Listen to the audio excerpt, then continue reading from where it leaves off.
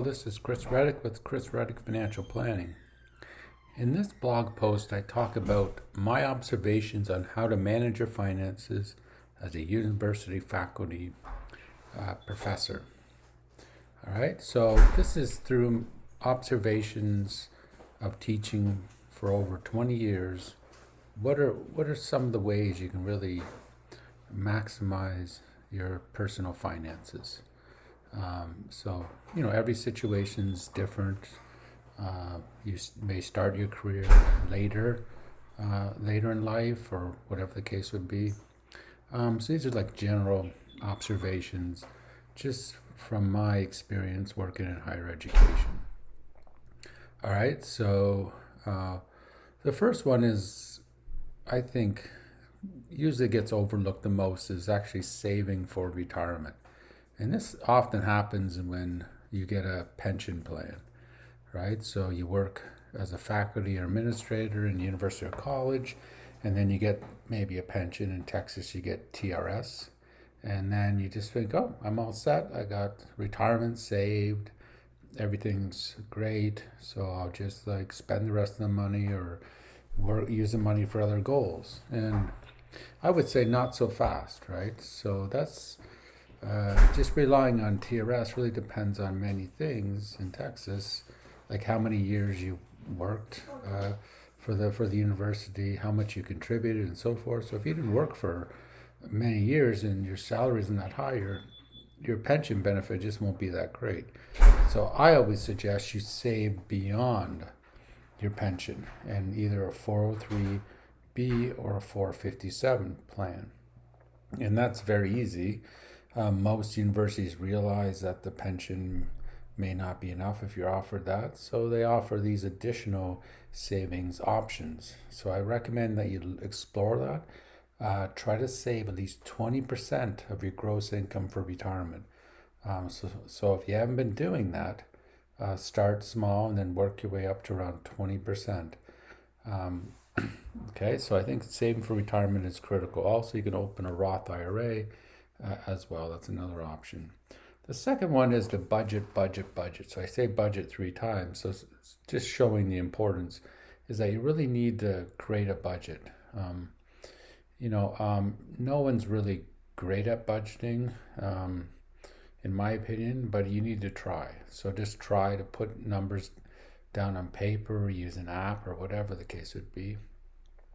I recommend you follow the 50-30 30-20 rule. So 50% goes towards your needs such as mortgage, rent, utilities, debt, and then 20% goes to savings, and then 30% goes to your wants, so going on vacation and so forth. I think it's good to classify your budget in these different categories to make sense of it and see what's controllable and what's not controllable. So majority of your budget is probably deals with things that aren't controllable, like paying mortgage, rent, utilities, and so forth.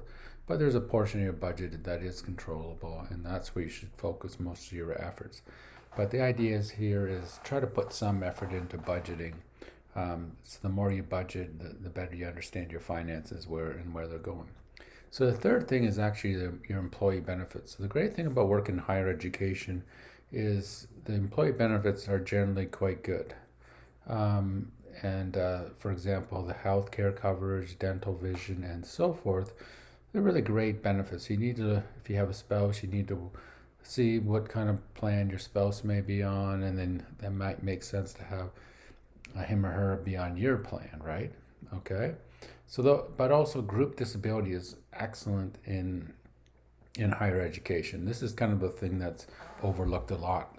Disability plans, short-term, long-term, and so forth. So you can get really low cost disability coverage in higher education. So having someone, actually financial planner, look at your benefits is a great idea to kind of see how they fit within your overall finances and making sure you maximize them.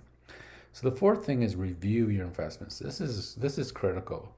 In the old days, you would just get a pension, right? And everyone would get a pension, and then you retire, you get your pension, you get monthly income for life.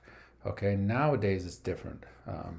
You may still get a pension, right? Or you may not get one. You may be saving in a 403b plan or whatever the case would be.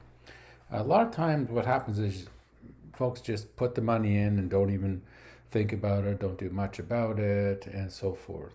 So it's really good to kind of either do two things. You can educate yourself more about your finances. So just try to learn as much as you can. There's all these books you can read.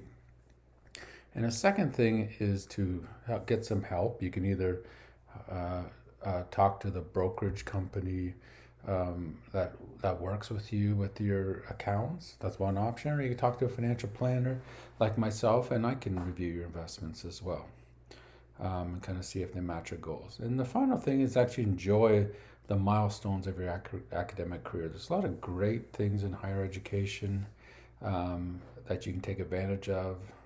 As I mentioned, you get summers off. You may be working in summer as well, but you get maybe off from teaching or whatever the case would be. You can work on a grant, work on research, and so forth.